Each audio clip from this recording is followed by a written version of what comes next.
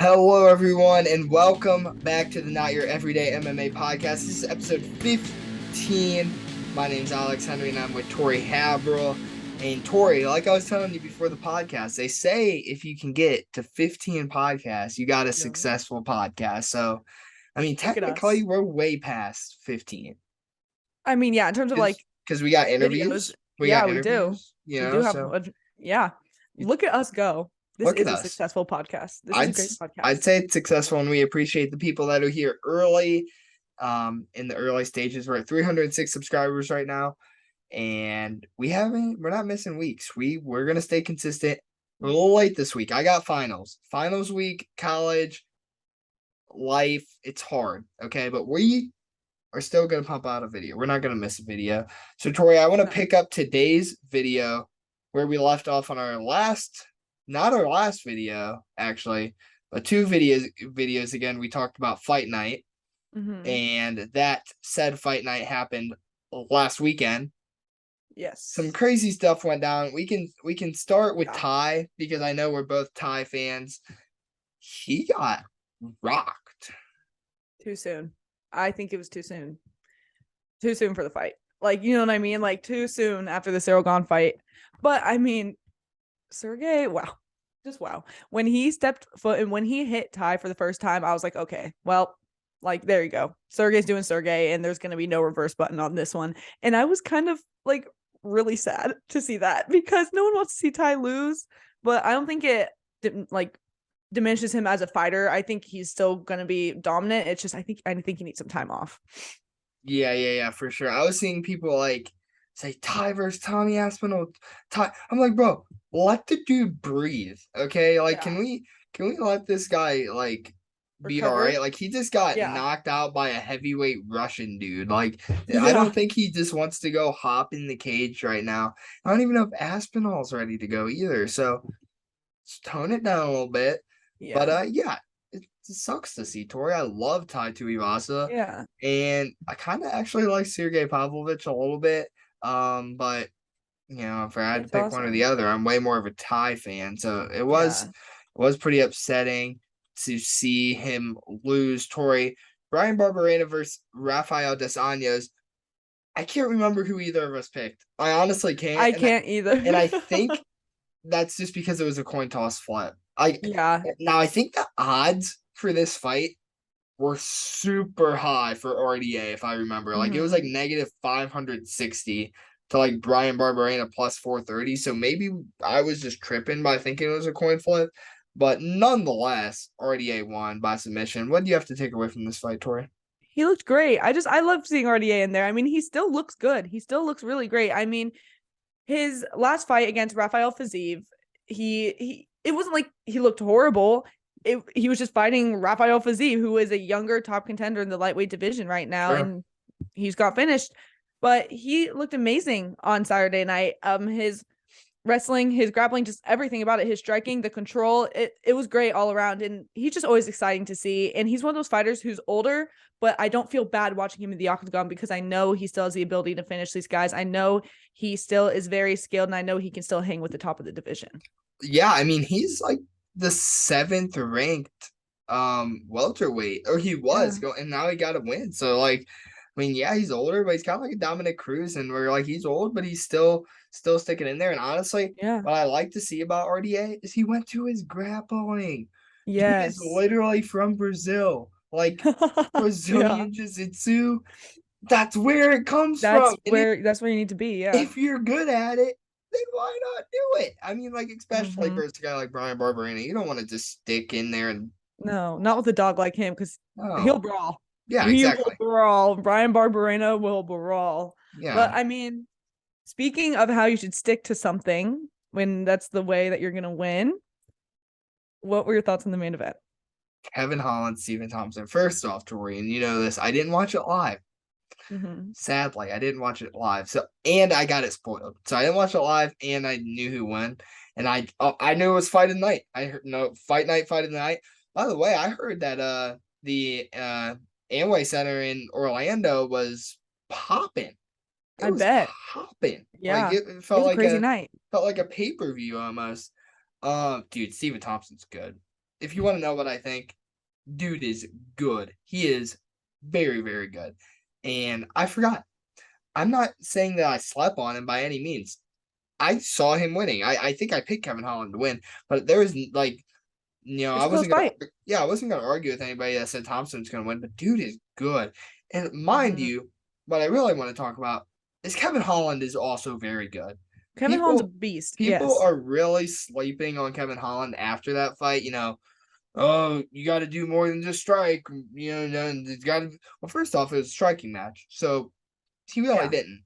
But I mean, dude, like Wonder Boy, bro, he is legit, dude. Like his kicks, Izzy level, It, like maybe better than it, Izzy.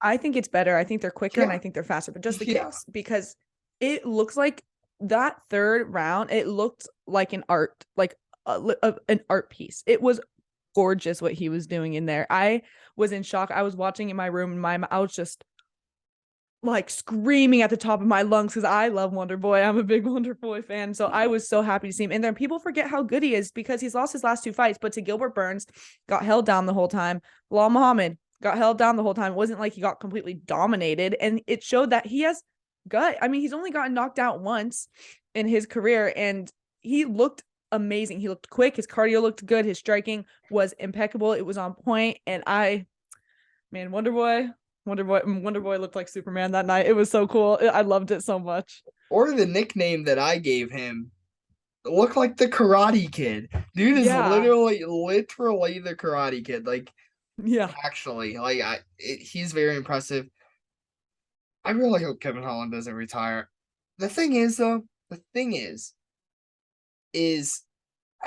I don't see him being a contender ever. He is just not well rounded enough to get there. Mm-hmm. Like, so but I love watching him fight. If the UFC Yeah. kept giving him good matches like this, I'm all over it. But Tori, I want to ask you, what do you do with Wonder Boy right now? Where do you put Stephen Thompson?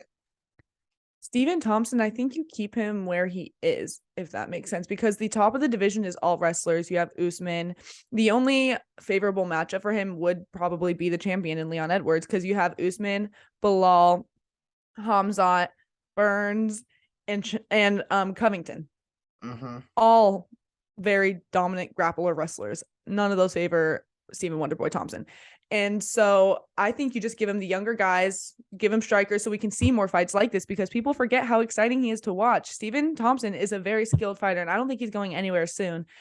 He looked amazing. So I just think give him these money fights, give him these exciting fights, give him these strikers.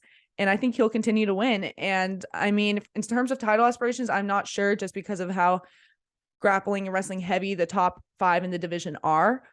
But I think he can hang up there and just make his money and make for exciting fights for the fans. I have a preposition, Tori. Yes. D-Rod. Stephen Thompson versus D-Rod. I think it'd be a good fight because both are striker heavy, and D-Rod is a boxer. He Yeah. really likes to box. Wonder Boy's the Karate Kid, like I said, kickboxer. So I think Yeah. it'd be really cool to see the clash of striking there, but it'd still I be a think that'd be striking match. fun, but I think Wonder Boy would take it just because of D-Rod's past couple of fights. I'd That's hope my so. Well, opinion. I hope so, but I think even for like Danny Rodriguez to like, Neil Magny's taken, I like a lot of guys. Jorge Masvidal is taken. So He's he would taken?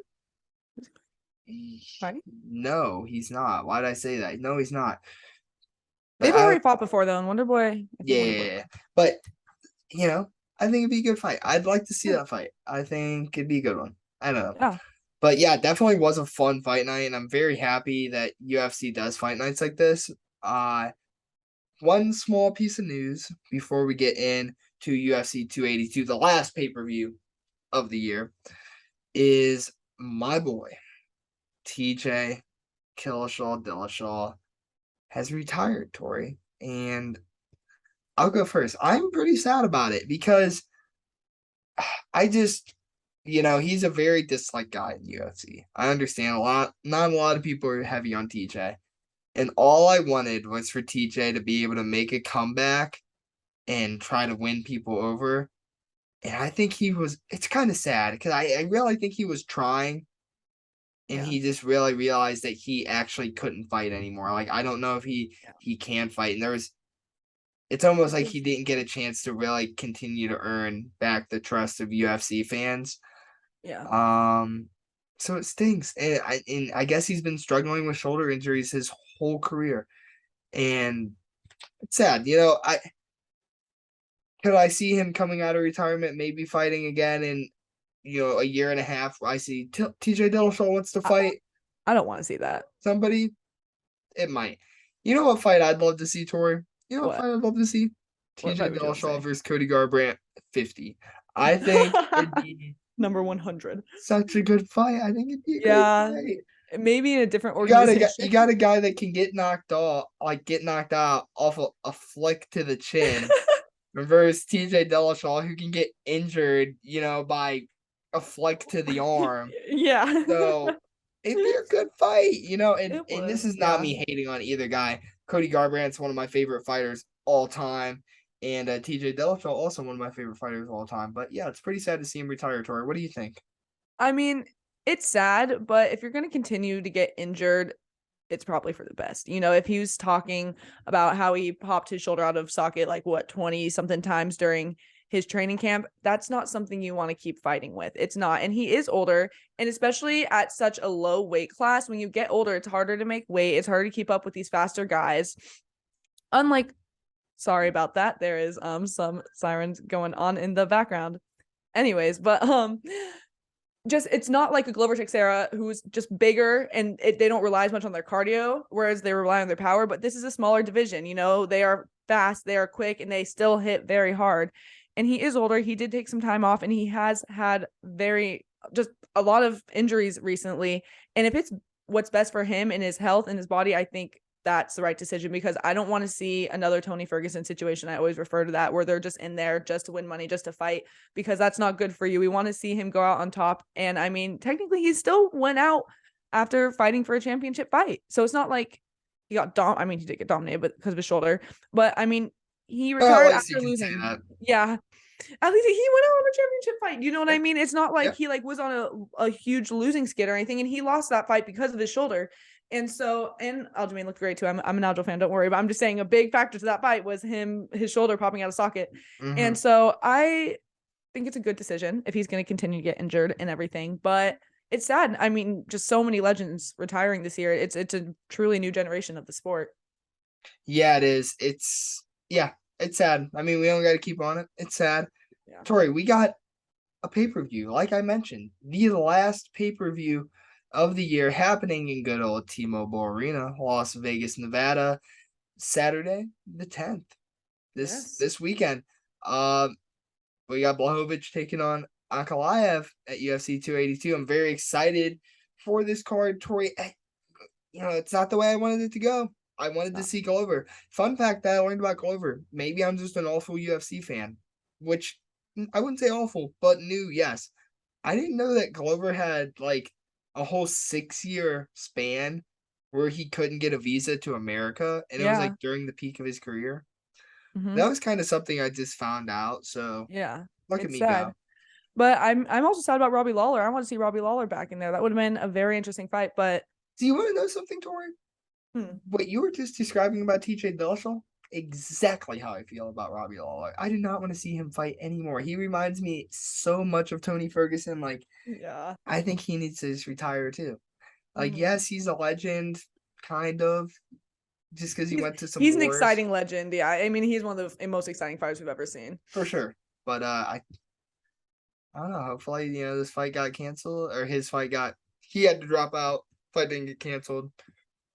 And maybe he just never comes back. You're like maybe just stay there. You're like just hold off a little bit. I don't know. I mean, I don't know. I just hurts me to watch the guy, Tori. But let's get into this card. Pay-per-views. We're gonna talk about the prelims and then the main card. There's some fights on the prelims I like, Tori. Not every single time we talk about the prelims, I'm excited for the fights, but we talk about them anyway for you listening. But there's actually prelim fights that I like. There's a lot of great prelims. Yeah, the prelims are stacked. Starting with this first one. So, Tori, Tell me who it is and give me a breakdown and your prediction. Alrighty, in the middleweight division, we have Chris Curtis versus Joaquin Buckley. And really quick, whenever I see Chris Curtis, I always get him and Curtis Blades confused. Like just Curtis. I'm always like, wait, which one? Anyways, continuing on. We have Chris Curtis, who is 29, 9-0. He is 4-1 in his last 5 fights. And then you have Joaquin Buckley, who is 15, 5-0, and 3-2 in his last 5 fights. Curtis is coming off of a loss to Jack Hermanson at UFC London, but he did take that fight on like a week and a half notice, I think. And like a week and a half before that, he had gone through like a 3-round war with his previous opponent and then flew across the other side of the world to fight. So, I mean, he did not look good at all in that fight. He looked lost. He looked slow. He was getting outstruck, out grappled, out wrestled, out everything. But you have to consider the other factors that he had in that fight. He is a very dangerous guy. He has a lot of power. He is a pressure fighter.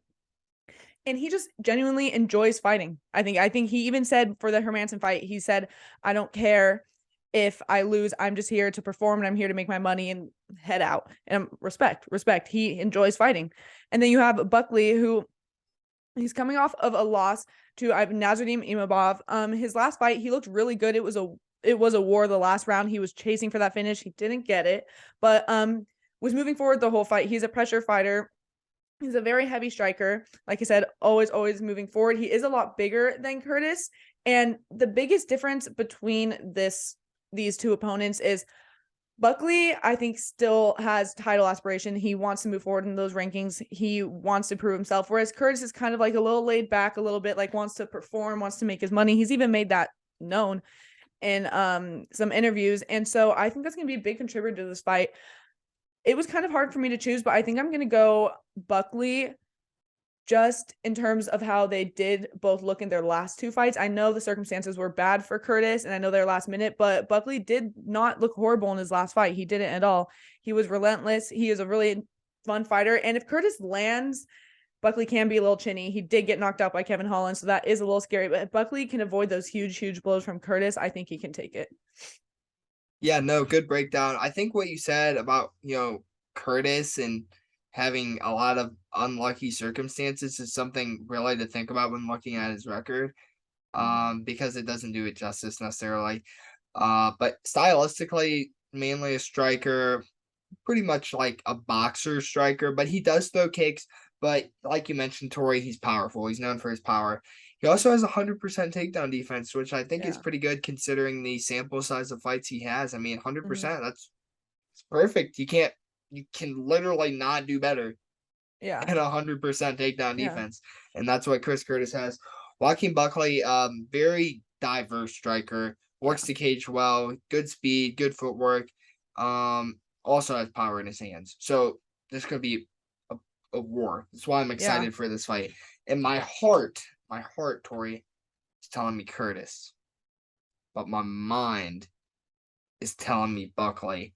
And I think both guys have been so up and down, and that's what is making it even more difficult. Yeah. But I think Curtis has more fighting experience. He does for sure. Yeah, he does. But I think Buckley is a better fighter. Kind of. It depends on the night. Do you know what I mean? It's just you never know what you're gonna get with these fighters, and it's just overall it's gonna be who wants it more. Who wants it more this night? Because I think they're both equally skilled, like around the same. I definitely wouldn't bet on this fight. Not old enough, and Ohio's not a sports gambling. No, I am old enough, but Ohio's not a sports gambling state yet. It will be in the new year, so better bet that I'm going to care more about my picks in the 2023 podcast. However, I would not bet on this fight. I think I'm going to go Buckley, though. If I have to pick, holding a gun to my head, telling me to pick, I'm going to go Joaquin Buckley here, Tori. So is that where you were going to? You said Buckley? Yeah, Buckley. I'm not sure. I'm going to say by decision. I don't know if he's going to finish Curtis. Curtis has had some time off, but I'm going to say decision. I could see going to decision as well. I think like in a lot of those fights where both guys just end up being really tough, I feel like it's a mental switch. Or like I can't get knocked out now because we're both good at brawl. So that's what I'm kind of expecting in this fight.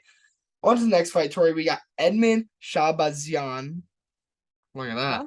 Versus Dalcha Lungiambula. Some fun names here on our prelims. Yeah. Rough. But Edmen, very well-rounded striker, averages 2.71 takedowns a fight.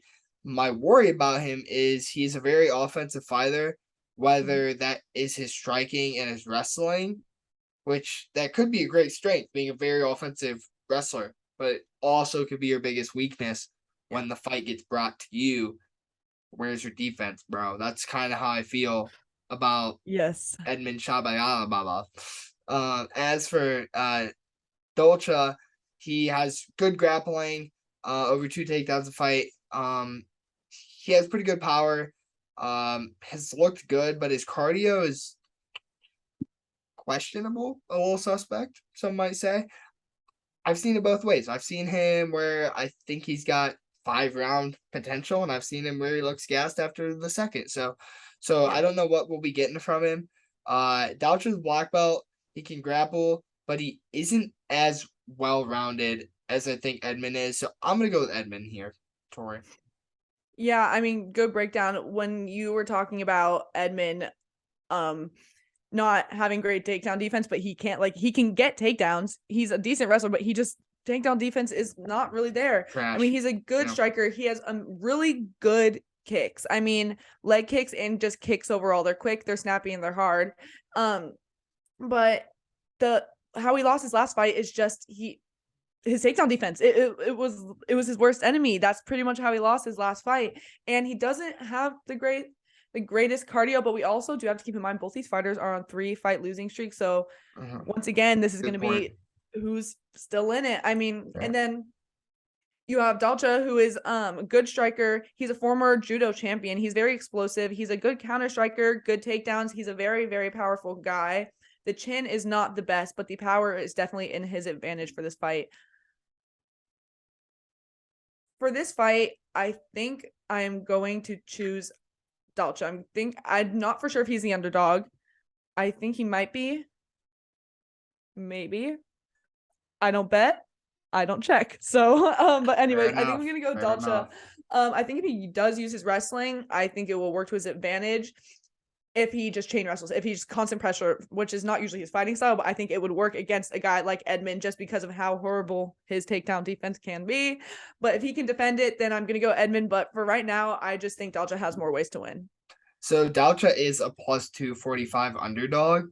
And honestly, Tori, I mean, I don't ever judge a book by its cover. It's MMA. I've learned not to do that. We'll talk about that in the guy in the co-main event. But dude, Dalcha's scary looking dude. He is like, and I don't even know, no offense, I don't know how to, like, what country he's from. It's like, it's like a country I had never heard of before in my entire life. And apparently they breed really scary fighters like he is. So, you know, no disrespect, but I'm just saying I learn something new every day. So, yeah, not a bad pick, Tori. Yeah, not a bad pick. Go ahead and tell me who's fighting next, Tori, and give me a breakdown here. Alrighty, next we have, I think, the freshly 18-year-old. I think he just turned 18 recently, I'm pretty sure. Raul Rosas Jr. versus Perrin in the bantamweight division. I want to start off with saying I still think Rosas is too young. I think they're feeding him this fight. I'm not sure how long they can feed him these type of fights for. I mean, not doubting, that's like kind of shows my pick right off the bat, but I'm just saying not doubting Jay at all. Still think he's too young. Anyways, Rosas Jr. was on the Contender Series and he had great control the whole fight. He looked very, very good throughout the 3 rounds. He has amazing jiu-jitsu and even better wrestling. His wrestling is actually insane to watch, especially at such a young age. It's crazy. Pretty good striker, could improve. Once again, still is 18 years old. I think he has really good cardio, and I think it's because of his age. Just because I know I'm younger, I have actually not great cardio, but I have pretty good cardio. And so, I mean, when you're younger, it does benefit you. And I mean, just watching his past fights, he does have good cardio. A pressure fighter. And as I said before, just such good control because he's not one of those people that will hold you against the cage. He can take you down and he will control you there and effectively control you there. He will look for submissions and he will beat you up on the ground. And then you have Perrin, who is on a 2-fight losing streak. He's a well-rounded fighter. He's a good wrestler. He's not a very dangerous opponent, though. In terms of finishing wise, he's a scrapper And I think in order to win this fight, he needs to take chances. He needs to take chances. He needs to throw. He needs to be in and out. And he has to keep his distance because once Rosas gets to the floor, that's where he's going to dominate you. Overall, I'm gonna choose Rosas. I'm not sure how. Maybe by finish. I'm not for sure if it's gonna be by decision. It's just this situation. I know I sparked on it. I just want to spark on it one more time. I just think he's too young. His brain is still developing. Your brain develops till you're 25, and I think he might be reaching his peak, and I just think throwing him in the UFC this early is going to slow down that peak or potentially prevent that peak from happening. And that scares me because he is so young, and I still know how long they can throw these fights at him for. But I mean, props to him. We'll see. I don't want to see him get finished. And it is obviously a possibility because it is MMA, but it's going to make so many fans highly uncomfortable watching a 17, 18-year-old getting finished on television, I think. It's a weird situation. I don't know, but that's my breakdown. Well, like even in the press conference at media day, they're like, "Hey, so how's balancing high school and training?" Like, yeah. That's questions they're asking this guy, and Yeah. and it's even crazy to think that like I look at a picture of myself when I was 8. I'm 20, by the way, to our listeners. I look at a picture of me when I was 18 versus the way I look now. I'm so much more mature looking, and your brain literally doesn't fully develop until the age of 25. Yeah. So, it's weird, right? Like, it's very weird. It's a weird situation. I can imagine really quick. It'd be weird for Jay. Do you know what I mean? Like fighting I don't know how old he is, but you're fighting a 17, 18-year-old like a kid. Well, a lot of times it's a sport though, but still. Yeah, and some people might not know this to the listeners, but like in amateur MMA, if you're an older fighter and you're still an amateur, because a lot of states you can usually turn pro after 7 wins, but if you're an amateur and you're like 37, 38, you're fighting young guys that are amateurs, because most amateurs you can start as an amateur at 16 in some states, right? So like there's like I literally commentated a fight with a 19-year-old fighting a 37-year-old. Like I commentated that fight at Cage Thunder in Akron, Ohio. Plug bell. But like it happens, but at the UFC level, I mean, we're talking about Jay Perrin, to get to my breakdown, coming off back-to-back losses, but dude averages 3 takedowns a fight, has solid power for bantamweight. Kind of a hot or cold fighter, but the point is, Tori, it's not about his style. He's a UFC fighter. The best fighters in the world fight for the Ultimate Fighting Championship. Yeah. That's just the fact of the matter. So, Rosas, coming in here, I don't want his growth to get stunted. Like you said, Tori, it does make me a little nervous. He is super fast. He's a very diverse striker. Has really good cardio and wrestling as well. Jay's gonna win, right? Like Jay's. Are you picking Jay? I think Jay's gotta win, Tori. How do you lose to a child? Because he is that good. He is insanely good, and I think this is a very winnable matchup. No. I think it is too. Number 1, I do think it's a winnable match. Number 2, I want Rosas Jr. to win, but I do not know how you would ever live with yourself knowing that you were a UFC fighter and you lost to a kid. But this kid he's a dog, dude. This kid's amazing, but it's just weird. We'll see. Weird. We'll see. I'm picking Jay Perrin. Jay Perrin. I don't want him to win. I don't want him to win. Yeah. I want to see Rosas Jr. win and knock out a man. I do want to see that though. Like, imagine going back to school and being like, just like, he's homeschooled. He's homeschooled. Okay, I did know that. But also, he was talking about him like not graduating. I was like, are you gonna be in like 19, 20 in the UFC and like? Bro's about to be a super senior. He is about to be a super senior. Anyway, sorry. It's weird. It's strictly just weird talking about it. No, it's okay if we get longer on this. It's not every day we get to talk about a guy who had his first UFC match at 17. So no, it's crazy. I don't want to see him lose. It will make me feel very uncomfy, and I think if he gets knocked out, the UFC will get a lot of backlash. A lot. And especially from non-MMA fans too, that like here, oh my gosh, the 17's competing in the UFC and he gets knocked out. Like this could prevent blah, blah, blah. Like people I don't think are going to be happy with Dana White's decision on this if he does get finished. So I'm hoping he wins. Yep, this is the kid that got a contract over Bo Nickel. Or before Bo Nickel, so pretty crazy, Dana. Well, in Dana we trust, right? In Dana we trust. Right? With the slap FC, in Dana we trust. Yeah, dude, what is up with that? Anyway, we're gonna even not talk about that. We'll save it for when we have no fights to talk about, because that makes no sense either. I don't understand it. I'm confused. But on the next fight, Tori, Biggie Boy Rozenstruik taking on Chris Daukaus. Rozenstruik kind of like Derek Lewis. Little more output, less power. That's how I describe him. Kind of like Derek Lewis. Yeah. He's got more output, but not as much power. Coming off back-to-back losses. And personally, he's just not my favorite fighter, Tori. Just gonna be honest. Just Rozenstruik? Yeah, just not a fan of him in general. I think he had some personal issues that I'm thinking about. I could be making this up. Could be thinking about somebody else, but if it is Rozenstruik, which I'm pretty sure it is, then I don't like him. Chris Daukaus, strong boxer, moves well for his weight class, has 100% takedown defense, and Tori, like I said earlier, can't have better than 100% takedown defense. Yeah. He is coming off 2 tough losses though, and we've talked about it a million times. Don't bet on heavyweight fights, right? But we're here to give you our prediction, so we're gonna give you a prediction. We're not betting. I think Chris is a better fighter. However, his chin's a little suspect, and I think if he gets hard once, it's gonna be over. So I think it's a coin toss, and I think that Rozenstruik can hit him hard. I think he can hit him hard. So I don't know what the odds are.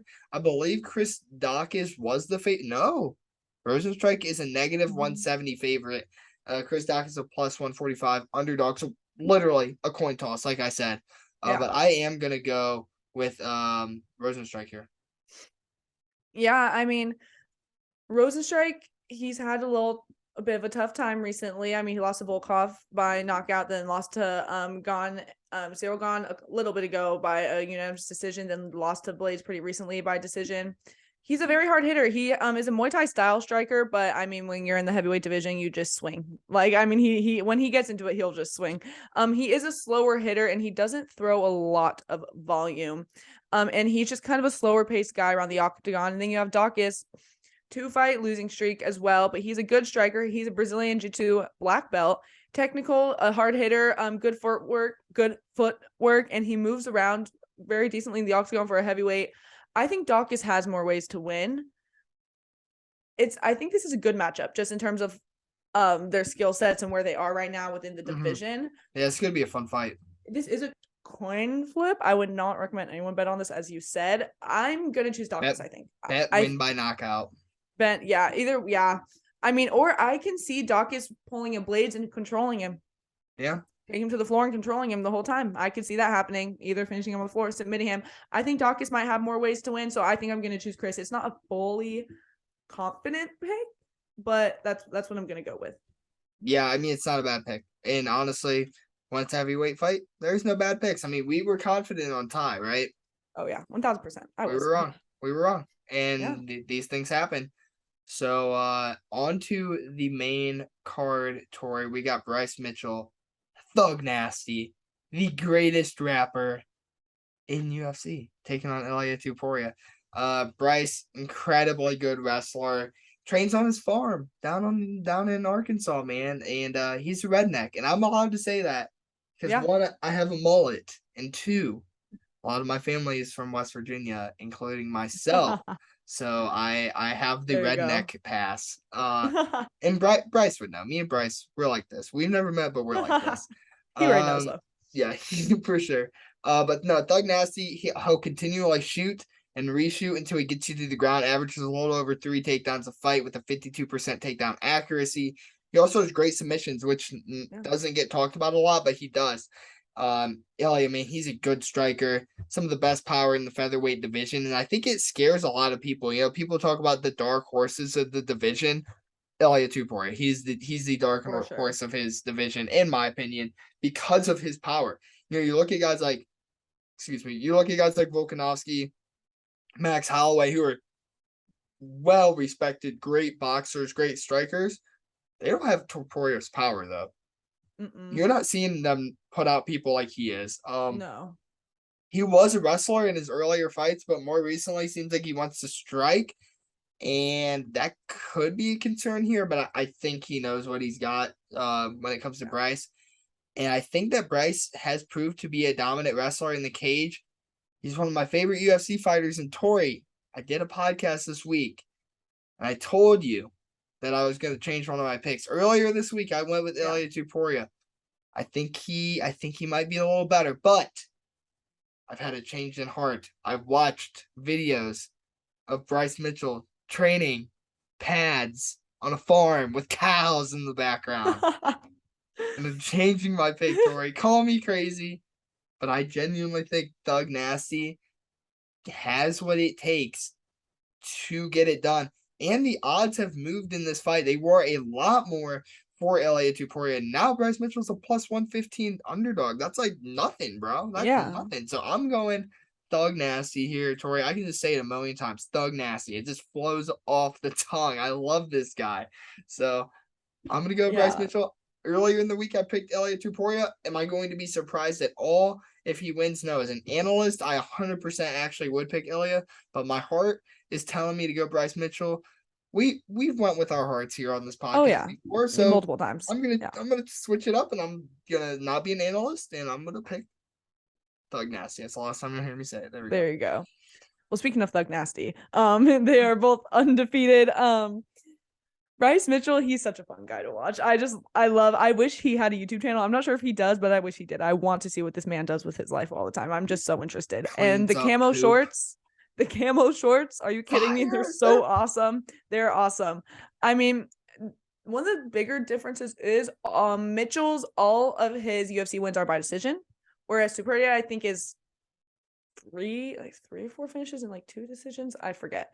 Anyways, Topuria is very powerful. Very powerful for the featherweight division. Thug Nasty, he never really uses his striking. For some reason, I'm not speaking today. Thug Nasty can never use his striking. He is always just shooting. You'll see him maybe throw like a couple shots and then shoot. And then if he gets you to the ground, he will hold you there. He has great BJJ, good submission game. But I don't see a way he wins this fight because he has very good wrestling, but he has very good MMA wrestling. Whereas Ilia Topuria is an amazing wrestler. Like, this man grew up in Georgia, the country, wrestling his whole life, and it's crazy. He's mainly grappler, but he has been using it, as you said, lately. Holds so much power, is getting stronger as he moves up the rankings, and great BJJ. He's just good everywhere and constant pressure, and I just think I love Thug Nasty. I really do. I really do, but I have to go with Ilia Topuria here because I think he could be a future champ, and he is 1000% the dark horse in this division. And that's kind of it. I think he has the upper hand slightly on, everything. Yeah, I mean, he's literally gotten 4 knockouts in his last 5 fights. Like, if that's not telling you something about this guy, like you said, one of them are going to lose their O. And, I know I can joke about Bryce Mitchell, but I genuinely am picking him, Tori, because I think he can win. Man, I hate doing it. I feel like I'm overdoing it. I don't want to be doing this every podcast, Tori. I don't. But I think there's something to be said about this man, Bryce Mitchell, and what's in his body. And it's not a cat, Tori. It's a dog. Dude's got the dog in him. And I tell you, Tori, there is something to be said about these mixed martial artists that have that dog in them. Yeah. Every time that I say there's a fighter that has dog in them, they prove me right. So I mean, maybe I'll be wrong this time, but I do think that he's got that on him. But yeah, Ilia Topuria, I mean, I could see him being champion one day, within the next couple years. He's very, very good. I can see Bryce Mitchell being a top contender. I don't know if I see him. He's got to be a little more well-rounded. He's got to add to the striking. He does, for sure. I saw him hitting pads on the farm, and he actually looked pretty good. But we'll see how that correlates to the cage. But anyway, enough with this fight, Tori. Give me your breakdown. for Mr. Darren Till taking on Dricus du Plessis. Alrighty, so you have Darren Till, who is 18-4-0. He is 1-4 in his last 5 fights. He has losses to Masvidal, Brunson, Whitaker, and Woodley. So it's not like he has been given any easy opponents at all. Hard fights. This is his return fight. It really depends on the state of his health for this fight, because I'm not sure. I don't know if it's just me. He's looked a little off throughout the whole week. We don't know. It could be he's in the zone. He's been training with Hamzat and them over there. Like, it could be he's just like straightforward, but something seems a little off. But he is still very young. He has a lot of power. He is a very technical striker, and he is going to have the big advantage on the feet. But the very biggest question that I have is, where is he right now? Where is he mentally? Where is he physically? And like I said before, health wise, because that's going to be the biggest contributor to this fight, because we don't know if it was the Darren Till from 5-6 years ago, 1000% I would choose Till. I just don't know where he's at right now. And then you have Du Plessis, who is 17-2-0, 5-0 in his last 5 fights. He's coming off of his first ever decision win of his career. He's looked very good in his past couple of fights. He has very good power. He's a very good grappler, good sub game. He can wrestle. He's a pressure fighter. He is also a reckless fighter, a hard hitter. And I think he could potentially submit Darren Till. With how the Brunson fight was, if Du Plessis can get this to the ground, I think he could dominate and finish him there. But I'm hoping it doesn't get to the ground, because if it stays on the feet, Till can keep his distance. He's more of the technical striker. I think he can get more of those significant, more powerful shots in, whereas Du Plessis is a pressure fighter. He will come at you swinging. It really depends on where this fight goes, and it really depends on what Till we're going to get. But that's too many questions. And if those questions were not a factor, I would choose Till. But for right now, I think I'm going to choose Dricus du Plessis. You know, Tori, I was thinking while you were talking, these fights, they're happening in Vegas. You know what happens in Vegas, Tori?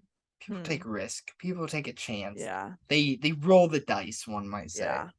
That's what I'm doing here. I'm rolling the dice. I'm putting 50 on red. And red is Darren Till. I genuinely, I mean, you bring up so many good points. And let's discuss them, right? One, Darren Till has fought a lot of hard guys in his previous losses. Guys that would beat Dricus du Plessis. Like, these are dudes that would beat him 100%. But in terms of, you know, his style, he's a good striker who stays in the pocket like a boxer, but strikes like a kickboxer. And I think he's kind of like a Petr Yan, but he's also doesn't fight at all like Petr Yan. But I just mean, you know, Petr Yan's here, but like Darren Till stays in his own pocket and he fights like Petr Yan. And if he is in the right mindset, I mean, we're talking about a guy who trains at Tiger Muay Thai, right? Talking about a guy that's trained with Hamzat. I mean, if he's there, ready to go, I don't see why he wouldn't be able to beat Dricus. I mean, Dricus is a guy who likes to kick you. He has good cardio. Well, questionable cardio, but overall, I think he's proved that he has good cardio. And I just think, you know, the thing is with Dricus, he lands, by the way, pro and a con for Till here. He lands 6.55 strikes per minute. That can worry me, because that means he could beat the crap out of Till. But it also means is this going out and throwing with a lot of volume? When you're fighting a guy who's good at staying in the pocket and picking his shots, I like that. I like that pick. So I am gonna go with Darren Till here. Am I gonna be surprised if he gets knocked out and he's on the or submitted, or either way he's on the canvas looking up at the lights at the end of the night? Absolutely not. Won't be surprised at all. But like I said, it's Vegas, and I'm taking the risk on Darren Till. He's gonna come out to Sweet Caroline, and he's gonna take his win. I'm rooting for him. I really do want to win. I just wish there wasn't as many questions, like I said previously. There's a lot. Like, there's a lot of questions. Well, yeah, if you're trying to do the safe pick, and honestly, probably the best pick, the odds on this fight right now is, well, not as bad as I thought. Dricus is a favorite, -180. Makes sense. But I mean, like, he is the safer pick. Yeah. So, yeah, I don't blame him. All right. Nice. Sorry, my thing is it's glitching. My computer's. Oh, okay. There we go. Everything's back. Good stuff. Good stuff. Yeah. already. So On to the next fight, Tori. The next fight. Oh, okay. Alrighty. Mhm. Catchweight. Alex Morano versus Santiago Ponzinibbio. I believe that's how you pronounce it. This is Ponzinibbio. Ponzinibbio. This is where It's a Robbie hard Lawler one. was supposed to be. Alex, what do you think of this fight? I mean, Tori, I like it better than the Robbie Lawler fight. Is it a fight that I want to see on a fight night prelim? No. Is it a fight that I want to see on a pay-per-view main card? Absolutely not. Not as a co-main event. Literally, this is a boring fight. Oh my goodness, this fight's boring. Yeah. Like, dear Lord. And by the way, before I get to my breakdown, the odds on this, Alex Moreno's a negative 380. What? The odds Why? must have just come out recently because there wasn't any like yesterday when I checked. Yesterday, 2 days ago. These odds are ridiculous. Let me talk about it. Santiago Ponzinibbio, fun, diverse striker, got some mean cauliflower ear, by the way. You check this dude's ears out. Like, his ears are nasty. Wear your headgear, guys. Wear your headgear. But anyways, I mean, Santiago, he keeps a good jab. He's got a good leg kick, and he'll decide to attack you every now and then, kind of like an Izzy. Looking at Alex, good name, first off. But second off, very well-rounded guy. Has won 8 of his last 10 fights. Really good grappling, super underrated. The thing is, this dude just took the fight, Tori. Yeah. That's my problem with these odds. Call me crazy, but he didn't even get this Alex has not even gotten a 5-day training camp. Yeah, no. You realize that? He just took it. Yeah. How are you going to take this fight? I don't see him being able to beat a veteran like this. If you give him 2 weeks, yes, I think I take Alex any day. I really do. I think he's good.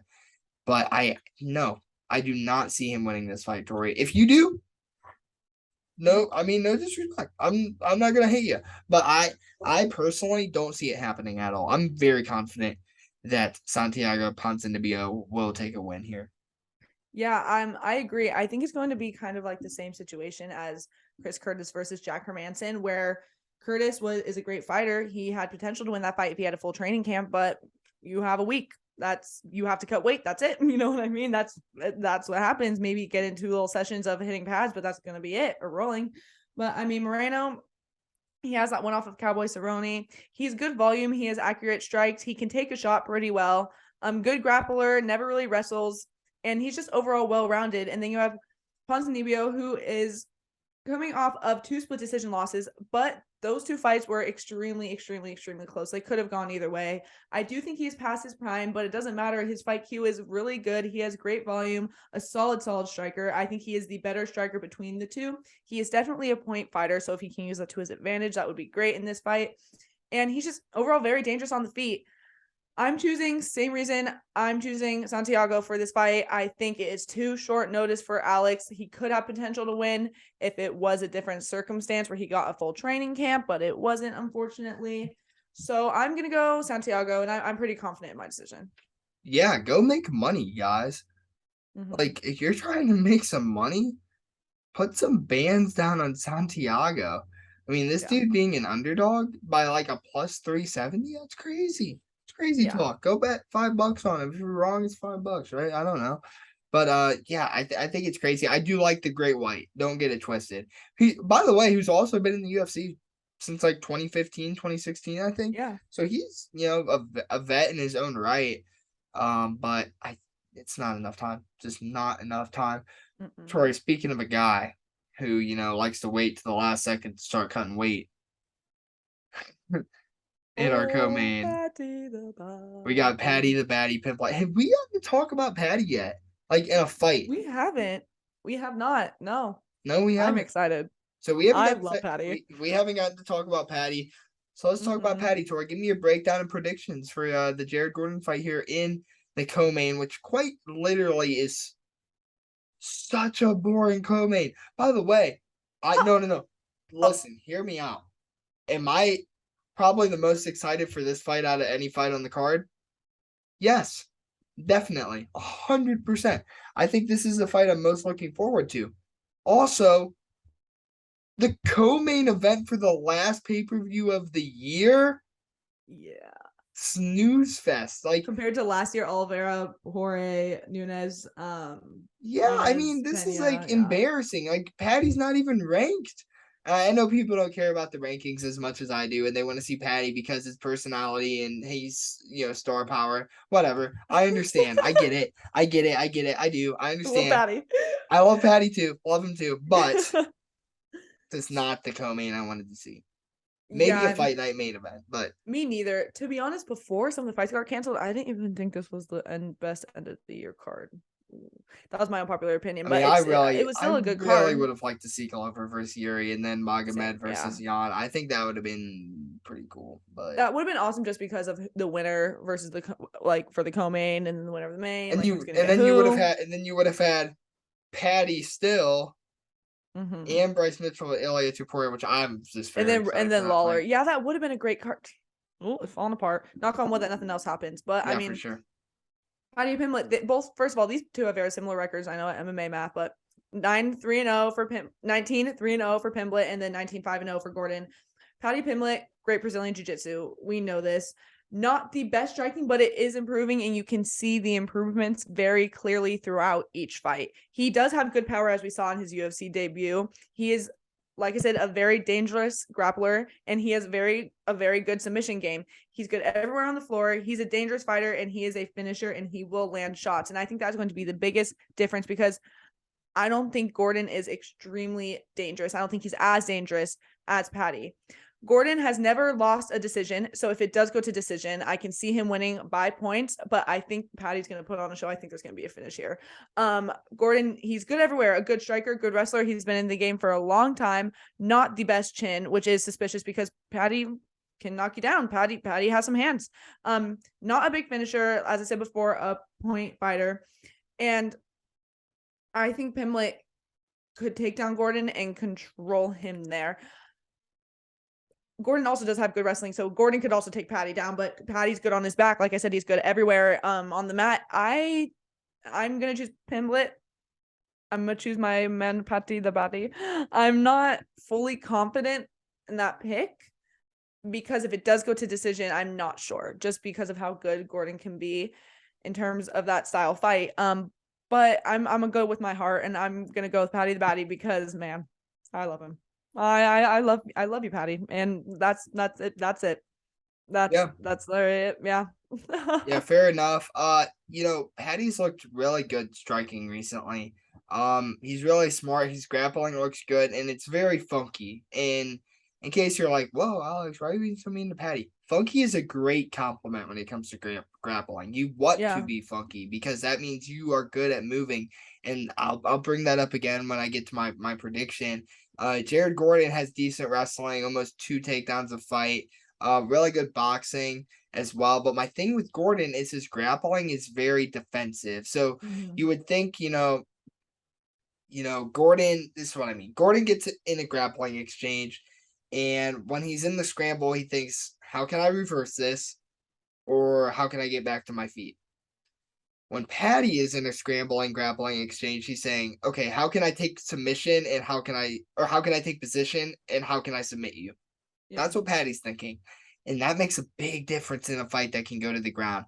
Like if it goes to the ground and Gordon is this defensive grappler that I'm talking about, and he's just trying to get back up or get position like right away, Paddy will try to submit you from anywhere, dude. He does Yeah. not care. That's what I mean by his grappling is funky. Yeah. He'll try anything, right? And that's what makes him so good too. If it goes striking, I honestly think they're evenly matched. Jared Gordon in his very last loss, I believe it was to Grant Dawson. I mean, Grant Dawson, all right, striker in his own right, but like they were having pretty good striking exchanges where, Jared Gordon didn't always look the best. So overall, I think Paddy's gonna take it. I am a little more confident than you are, Tori. I think I'm like I think even if it does go to decision, I honestly could see Paddy winning it just Yeah. if he could take more ground control, Mhm. which I think he would. So I'm gonna go with Paddy the Baddie Pimblett as well, even though Ariel Helwani did 10-7 him earlier this week, and I got into a lot of arguments in a Instagram post. Oh, So yeah. that was I something. think when the people are gonna be like, why? I'm scared because Molly lost. I'm scared that there's a superstitious around this, that since Molly lost, Patty's gonna lose. She'll be there, but she won't be fighting on the same card. See, that's nerve wracking. We saw what happened, but I mean, this is a way better matchup than they gave Molly 1000%. So also, that Vegas crowd is going to be insane. It's gonna be so. Oh, I'm so excited. They're gonna go insane. I'm so excited. It's gonna be awesome. Watching them fight. Yeah, it'll be great. Alrighty. Yeah. Main event. Honestly, Tori. First off, don't even have a lot of notes for this fight, and it's the main event. Second off, kind of really don't care that much. I'm excited. No. I'm excited. It's just, dude.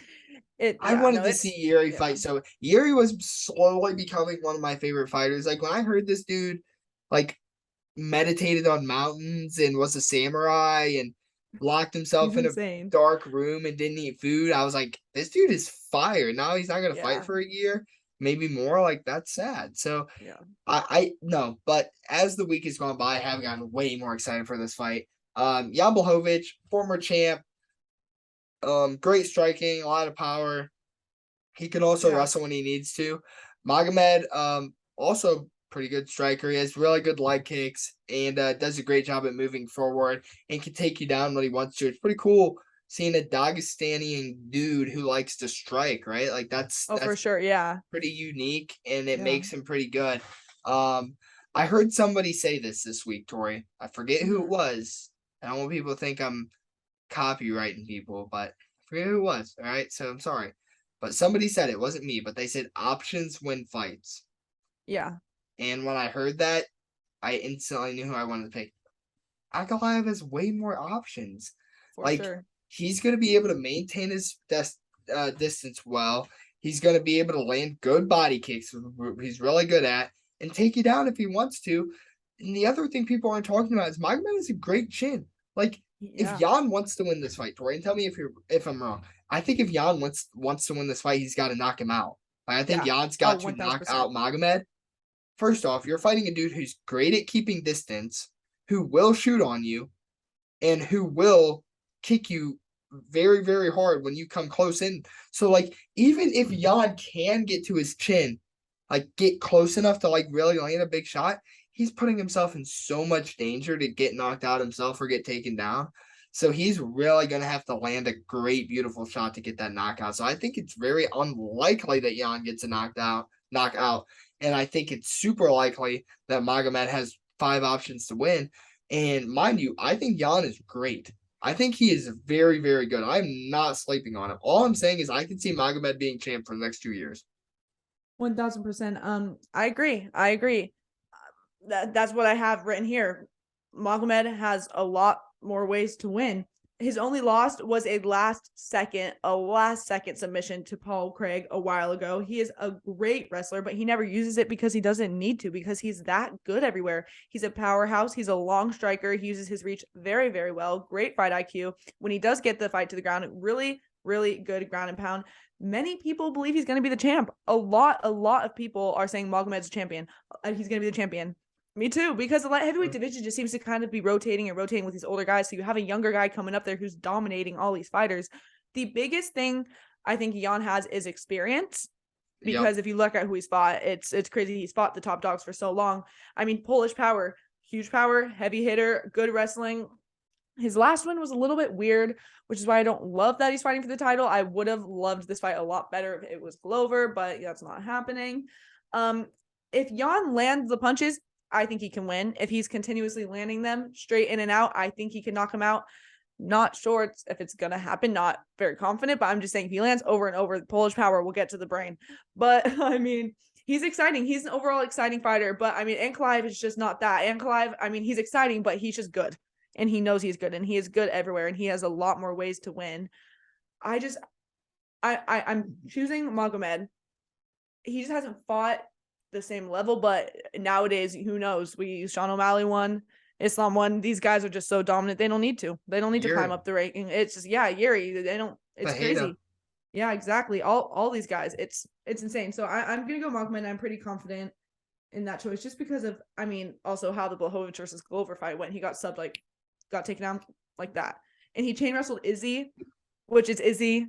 You know, Izzy moved wow, up. Wrestled congratulations, him. man. Yeah. Yeah. You Give know, yourself a pat on the back for that one, jerk face. Yeah. Anyway. But yeah, I'm gonna choose Ankalaev. Yeah, you even brought up, that Ankalaev lost his debut. Mm-hmm. Just to put that in context, Tori, he lost in the last second of literal the fight. Second, yeah. Third round, 4 minutes 59 dominating seconds. The fight too. Was dominating the fight. So I mean, putting it into perspective, it's like, I mean, yes, he lost. No Sean O'Malley stuff here. He does have a loss on his career, but like barely lost. Literally by a second, by a hair. Literally. Yeah, literally a second. So I think Magomed's really good. I don't want people to think I'm disrespecting Blachowicz here. I do think his time is coming. Yeah. I don't think it would have been a better fight if it was Glover, 100% for him. Mm-hmm. I'm kind of excited to see this fight, but yeah, I think Ankalaev's the dude. Tori, so that's gonna do it for our 282 last pay-per-view of the year. Predictions. Very, very excited for this weekend's fights. Tori, we figured this one out last second, but we got it nonetheless, Tori. Top 5 best light heavyweights of all time. Alrighty. Number 5, Randy Couture. Number 4, Wanderlei Silva. Number 3, Chuck Liddell. Number 2, DC, because I love DC. Number 1, John Jones. But I would swap DC and John Jones if I could, but I can't because, yeah. Solid list. I almost wanted to put our boy Rashad Evans in here. Because, dude's my boy. He's my, I feel a connection to him. Like, I know he probably doesn't even know who I am anymore. But, like, to me, I will always remember that guy. Oh, yeah, for sure. I'm going to be a big fan of, I came home Evans from PFL, and I watched, 5 of his fights in the airport because I like the guy a lot, but he's not on my list. Not on my list, sorry. I'm a harsh Strickler analyst here. I got Tito at 5. I got Wanderlei Silva at 4, which we agree on here. I got DC at 3, and then I got my boy, all-time favorite fighter of all time, Chuck Liddell, my boy. Got to meet him. He's on my Insta. Follow my Insta. It's in the bio. You can look at the picture. You can like it. You can comment on it. You can screenshot it and save it as your wallpaper if you want. As your home screen. No, I don't know why I said that. John Jones is the GOAT. Yeah, he is. So he's got to be number 1.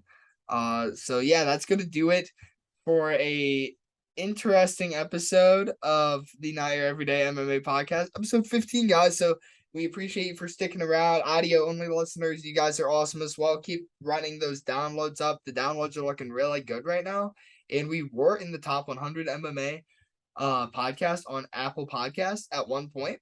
Let's get back there. Let's do it. That was sick. That was a cool thing. So I think we can do it again. Tori, the goal was 500 by the end of the year. In terms of YouTube subscribers, that's not looking too hot, but maybe we'll blow up off this video. Yes. So if you're a watcher, or a listener and you're not subscribed to the YouTube channel, go ahead and subscribe. Just do it. First off, we don't see who subscribes. You can't look at who subscribes. At least I'm dumb enough to not know how to do it. And second off, why would you not? I mean, come on, it's not. It's just a button, it's just your notifications all. Subscribe. Red button. You click on it, and you subscribe. It's awesome. Yeah, it's such a fun thing when our videos come up. They're in your little subscription box. You can just go there and boom, there's our faces and the fights. I know. The beautiful faces. Who would want to see that? So awesome. Why would you not just do that?